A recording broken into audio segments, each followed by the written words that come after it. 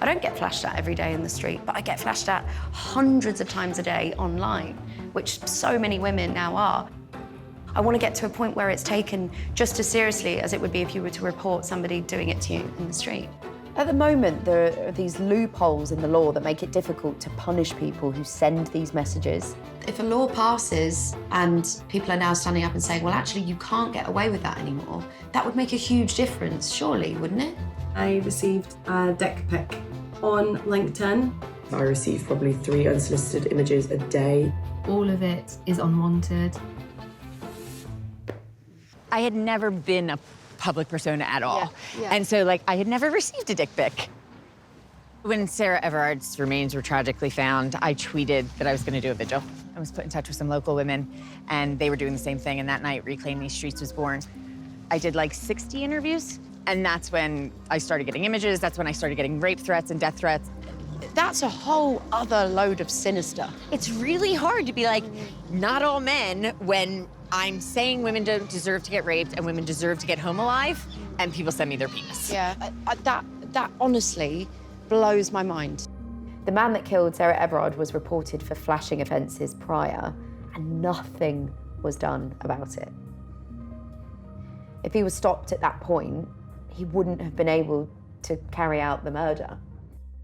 What frightens me is how many messages I receive on a daily basis. So many men are doing this. I think there's just something built in us that we think that nothing's going to be done about it. So we might as well just get on with it. I think you should always report. Even if nothing happens with the police, you've still put that person's name or you've put that incident into some kind of intel. And this person, if it is an identifiable person, will become known in the system. You know, these people who are messaging you, the kinds of things they might be saying to you might be actually happening in their lives, or they want it to happen in their lives. My whole life I've gone, but they don't know, and maybe that they're just unwell or they're lonely or they have these impulses that they physically just can't control, you know. Rape is not an entry-level offence. Homicide's not an entry-level offence. There will be signs and behaviours and patterns with that person before they get there. But most of those signs and patterns and red flags will be defended and excused and justified, and there will be some blame put on the victim of those offences. Everybody, even women, even women do. They go, well, you post pictures of a very cleavagey dress.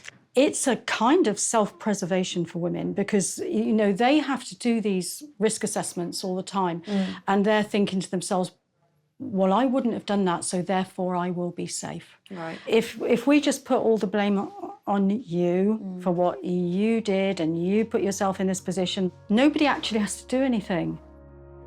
It's only by showing the scale of the problem and the nature of the problem that is going to push anybody to actually do anything about it. Right. And we can do something about it. Yeah.